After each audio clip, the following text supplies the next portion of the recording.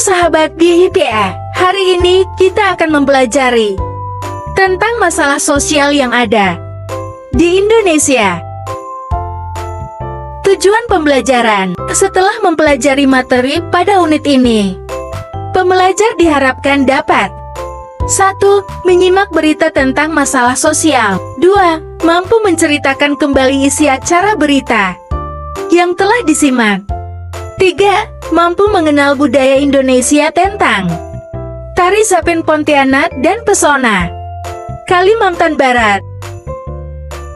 Kompetensi dasar untuk materi. Ajar bahasa Indonesia bagi penutur asing BHPA. Tingkat C1 unit 4 tentang masalah sosial mencakup kemampuan menyimak dan memahami macam masalah sosial. Topik: masalah sosial. Di Indonesia banyak sekali masalah sosial yang terkadang tidak kita lihat keberadaannya, seperti pengangguran, kekerasan dalam rumah tangga, kemiskinan, kesenjangan sosial, kriminalitas, bullying, tawuran, pelecehan seksual, serta masih banyak lagi. Simaklah berita tentang masalah sosial di bawah ini.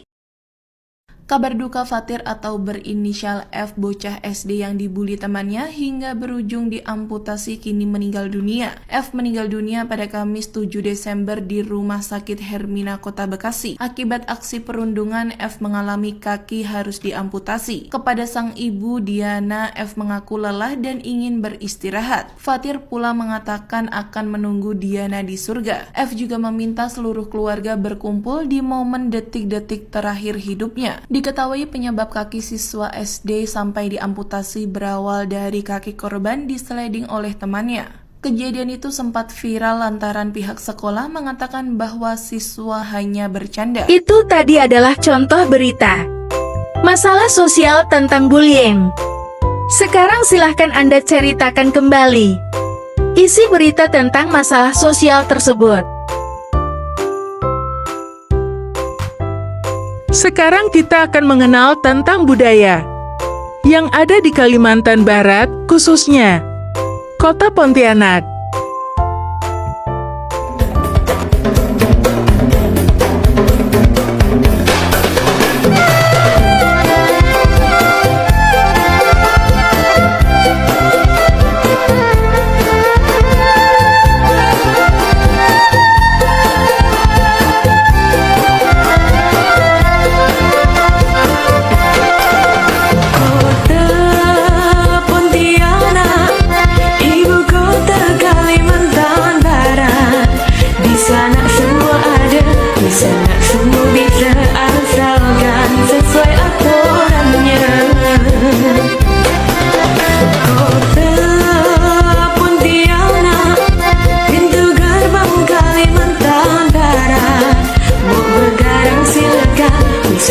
Ketinggalan kotanya cantik ramah penduduknya.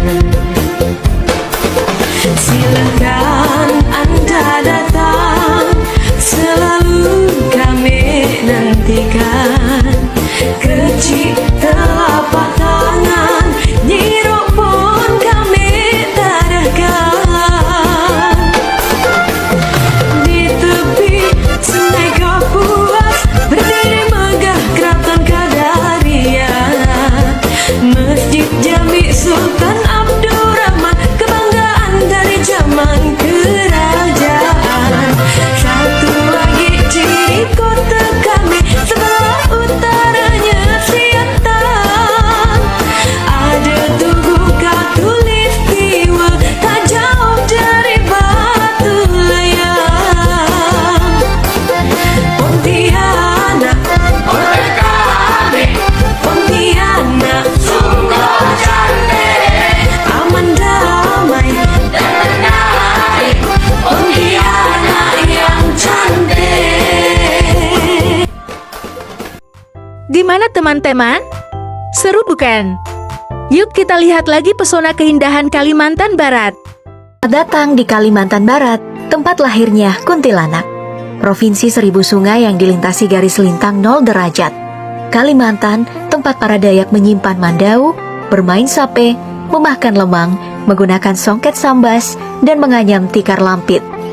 Berada di Pulau Kalimantan, provinsi ini berada berbatasan dengan Sarawak di bagian utara. Di bagian selatan, berbatasan dengan Kalteng, Kaltim di bagian timur, dan Laut Natuna dan Selat Karimata di bagian barat.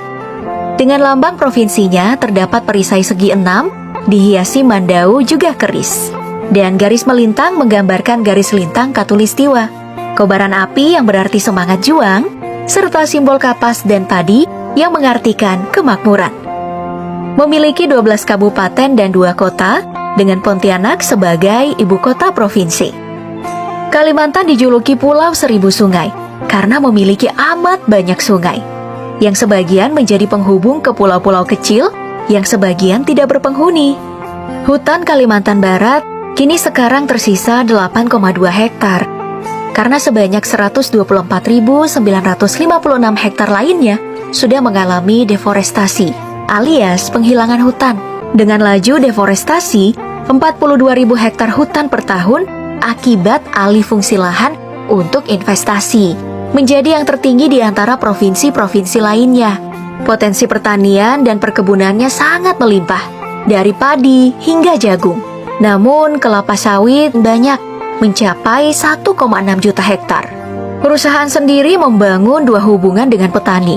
Pola pertama adalah kemitraan yang hanya memberi 3,3 ons beras per hari per orangnya. Yang kedua, petani sawit binaan PTPN ke-13 hanya 6,6 ons beras per hari per orangnya. Lebih parah dari zaman tanam paksa Jepang ya. Untuk industri ada 721 unit tambang dengan luasan 5,07 juta hektar lebih yang tersebar di 12 kabupaten. Sedangkan untuk kekayaan lautnya sangat melimpah, mengingat Kalbar berbatasan dengan Laut Natuna, Laut Jawa, Selat Karimata, dan Semenanjung Malaysia. Masyarakat pesisirnya sendiri penghasilan utamanya adalah hasil laut. Warga pesisir yang didominasi bangsa Melayu dari Sambas, Kayong Utara, Ketapang, Mempawah hingga ke kota Pontianak. Sedangkan di bagian pedalaman seperti yang terjadi di hampir semua wilayah Kalimantan didominasi oleh orang Dayak dari Landak, Bengkayang, Sanggau, Sintang, Sekadau hingga Melawi. Selebihnya adalah pendatang dari Jawa, Tionghoa, Sumatera, dan Sulawesi. Untuk Dayak yang ada di Kalimantan Barat, sebagian besar menggunakan bahasa Bakatik, Bukat, dan Galik, Kayaan, Punan, Ribun, Tarman, dan Uut Danum.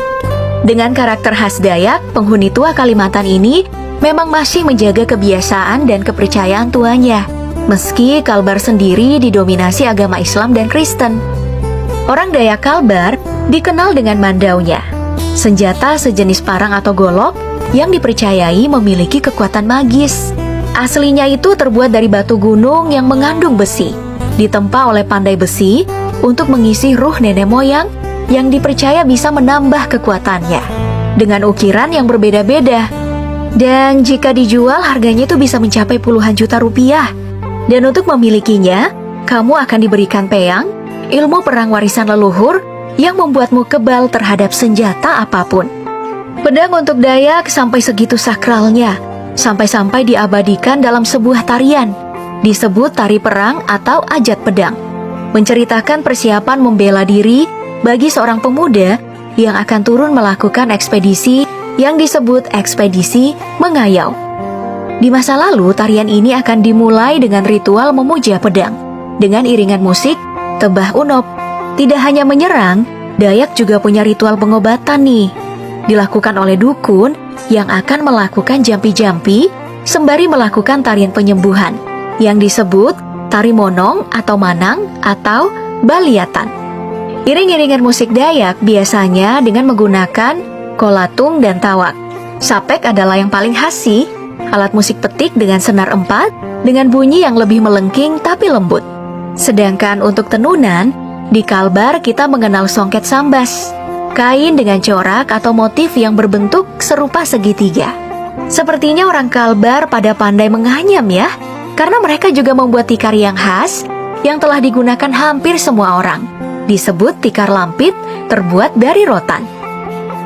Dan jika kamu lapar, kamu bisa mencoba lemang khas Kalbar, penganan dari beras ketan yang digulung dengan selembar daun pisang, lalu dimasukkan dalam seruas bambu.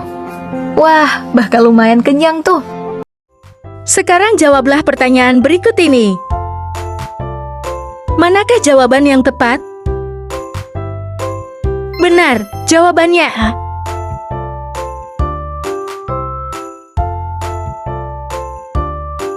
Manakah jawaban yang tepat?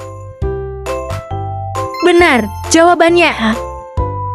Kesimpulan, masalah sosial merupakan suatu ketidaksesuaian antara unsur-unsur kebudayaan atau masyarakat yang membahayakan kehidupan kelompok sosial atau menghambat terpenuhi keinginan pokok warga kelompok sosial sehingga menyebabkan kepincangan ikatan sosial.